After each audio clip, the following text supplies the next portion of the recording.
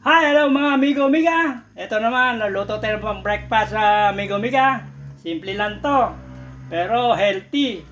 May ano siya, gulay na ano, yung ano ba tawag nun?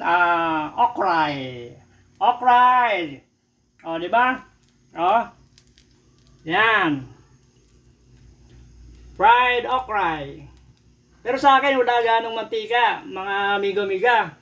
Ano lang, konting tayra ng konting ano, margarine. Ayan, oh, 'di ba? Wala ganong mantika. Oo. Kaya healthy tong ano ko, ginagawa ko. Ito yung mga ano ko, oh. Yung natapos ko. Yan, 'di ba? Okay to.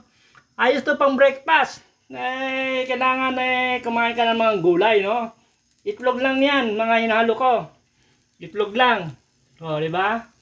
Oh, kung gusto mong haluan ng ano, yung gulay niya, pwede ring basta kung anong ihalo yung mga ingredient diyan. Ito na mga ingredient ko. Gulay tsaka itlog.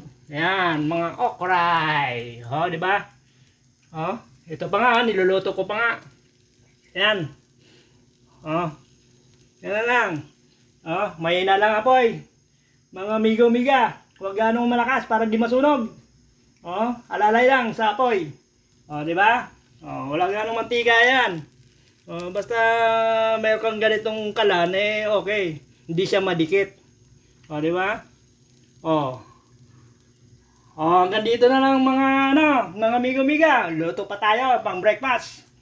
Happy time, happy hour. Oops. Babong mga amigo-amiga. Di ba? Okay lang. Oh. Sige. Hanggang dito na lang mga amigo-amiga. Luto pa ako. Oh. Ayan ha. Yan ang mga ingredient. Mga gulay na okray. Haluan mo ng itlog. Bahala ka na. Ano ilagay mo pang ingredient dyan. Ganito ang luto lang.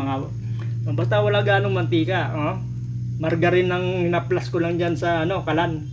Oh, painitin mo muna kalan. Pag medyo mainit na, lagyan mo konting ano, margarine. Pero yung apoy niya mahina lang. Oh, di ba? Mahina lang, oh. Para din naman masunog yung luluto mo. Alalay lang sa apoy. Mahinang mahina. Okay, mga amigo. Babu, mga amigo bigay. Amigo, amigo. Babu.